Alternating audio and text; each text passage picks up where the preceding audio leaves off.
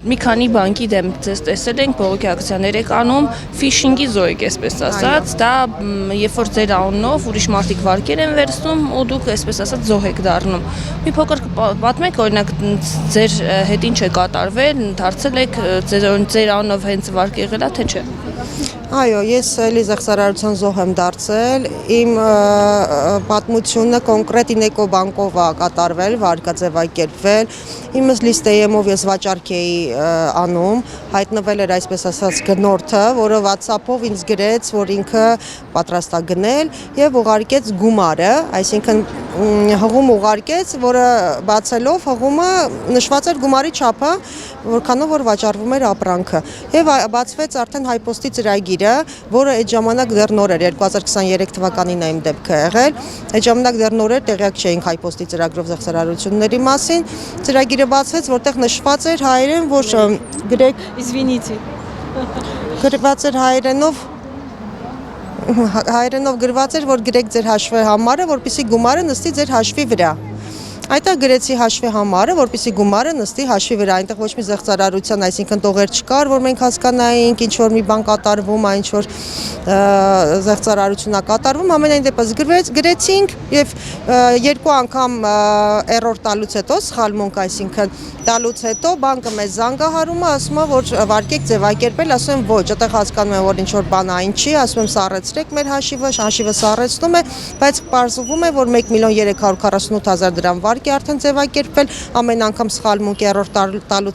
տալու ընթացքում 500.000 դրամականով էլ ելք է եղել արդեն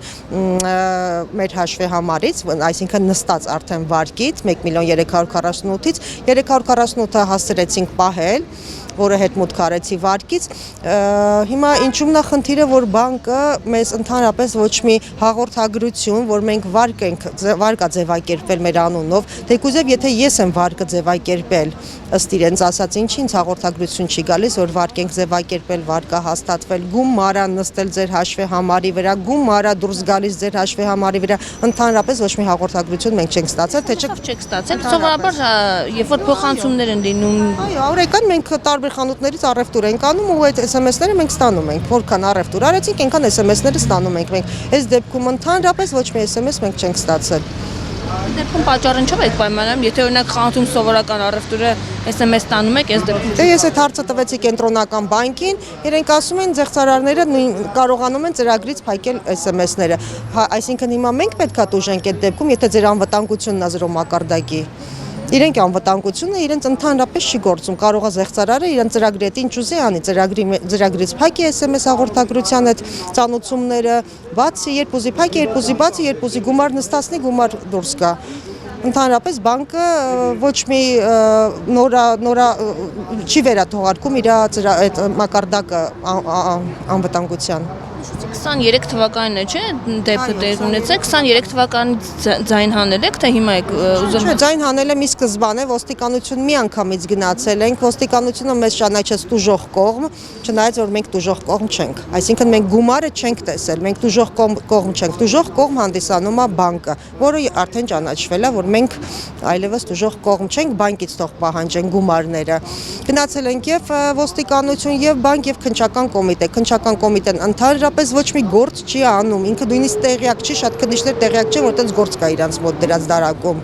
Ընդհանրապես ու նույնիսկ մեզ ասում են, վճարեք, մի հուսացեք, որ կարող է բացահայտվի ձեր գործը։ Քննչական քննիչն է հենց ասում է իմ դարակում 500 հատ գործ կա, իզուր տեղը մի հուսացեք, որ կարող է բացահայտվի ձեր գործը։ Բանկից ինչ պատասխան եք օրինակ ստացել, իրանց հենց այդ նույն անվտանգություն չունենալու հետ կապված, որ հարցրել եք էլի։ Դե իրենք ասում են ձեր անվան տակա դուք պետք է վճարեք։ Դուք եք տվել ձեր տվյալները, մենք տվյալ ընդհանրապես չենք տվել, նույնիսկ մենք այստեղ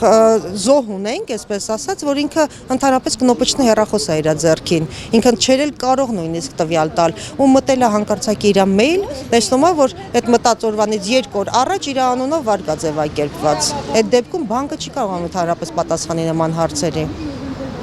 Բանկին այստեղ ինչքանով եք դիտարկում բանկի գործունեությունը կապված են օրինակ թե չէ, որովհետև ըստ Գրգռվածություն ունեն համենայն դեպս, այո, չեմ կարող ասել, որովհետև փաստեր չունեմ, չեմ կարող ասել, որ իրենք ինչ որ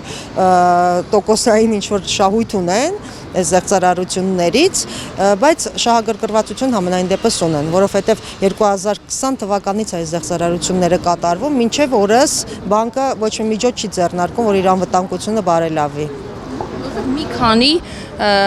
վերիֆիկացիաներ եք անցնում, չէ՞, դուք բանկում, այդ բոլոր տվյալներին իրենք փաստացի հասանելիություն են ստանում զեղծարարները։ Այս դեպքում բանկը օրինակ ձեզ ինչ է պատասխանում։ Ձեր ստորագրությունն է պետք շատ տեղերում, ձեր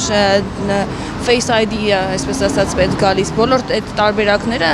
փաստացի անցնում են։ Ես կենտրոնական բանկին այդ հարցը տվեցի, երբ որ մենք ասուլիսի էին մեզ հրավիրել, կոնկրետ ես վաճառում էի այն ապրանքը, որը որ գնել էի մի քանի օր առաջ on-line տարբերակով գնում էի արել։ Կենտրոնական բանկին ես հարցրեցի ապառիկ, on-line ապառիկը, ես սպառողական վարկա, երկուսն են նույն վարկն է համարվում, ասեց այո։ Ասեցի իսկ ինչի է դեպքում on-line ապառիկ ձևակերպելուց 4 փուլով նույնականացրել եք մեզ, անձնագիրը ձեռքդ նկարվի վերև ներքև աջզաղ նայելով հանդերձ 4 փուլով նույնականացում է անցնում, իսկ 1.348.000 դրամի վարկ եք ձևակերպել, ընդհանրապես նույնականացում չի անցնում։ Ասում ենք ուզում ենք հեշտացնենք քաղաքացիների on-line վարկերի տրամադրումը։ Ասի քաղաքացիներին եք չեք հեշտացնում իտոգում, հեշտացնում եք զեղծարարների համար այդ վարկերի տրամադրումը։ Մենք տուժողն ենք հանդիսանում, գոնե հնարավոր է մինչև վերջին փուլը հասնել է էլի on-line տարբերակը ձեռնարկվի, բայց վերջին փուլում արդեն մոտենա գոնե բանկ հաճախորդը կամ չգիտեմ զանգի միջոցով, չգիտեմ նույնականացման միջոցով, անձնագրի միջոցով ինչ որ նույնականացում պետք է արվի։ Իսկ հիմա ինչ եք անում, մուծում եք այդ Կոնկրետ ես վճարում եմ, որովհետև իմ դեպքում հիպոթեկային հարց պետք է լուծեմ, բանկի հետ գործարք ունեմ ստացվում անելու, դրա համար չէի կարող, իսկ պետությունը ընդհանրապես չի աջակցում նման քաղաքացուն, թեկուզ որոշումը ձեռքը որ տուժող կողմը հանդիսանում, չի աջակցում, որպեսզի ժամանակահատվածը գոնե սև ցուցակ չընկնի հաճախորդը, մինչև քննչական վարույթի ավարտը գոնե։ Դրա համար ստիպված վճարում եմ, որպեսզի պատմությանս վրա, վարկային պատմության վրա հանկարծակի բիծ չլինի ու կարողանամ օգտվել գործարքներ անեմ բանկային, բայց ընդհանուր առմամբ հաճախորդները այդ զեղծարարության զոհերը չեն էլ վճարում, եթե խնդիր չունեն էլի այլ բանկը։ Սև ցուցակ են բնականաբար ընկնում, բայց հույսով ենք, շուտով այս արդարությունը պետք է վերջապես արդարություն լինի։ Մենք կենտրոնական բանկում էլ ենք եղել, քննչականում էլ ենք եղել, դատախազությունում էլ ենք եղել, կառավարությունում էլ ենք եղել, ամենտեղ եղել ենք, հույս ունենք, որ մեզ կաջակցեն։ կառավարությունից օրինակ ձեզ ընդունեցին, Կառավարության դիմաց մենք ակցիաներ արել ենք ու դիմում ենք գրել, պահանջելով վարչապետի հետ հանդիպում։ Իհարկե դեռ պատասխան չունենք, բայց հույս ունենք, որ վարչապետի խորհրդականի հետ է հանդիպել մեր իրավապաշտպանը, ինչ որ մի բան պետք է ձեռնարկեն։ Ամենայն դեպս խոստացել է ինչ որ մի աջակցություն մեզ համար կլինի վարչապետի կողմից։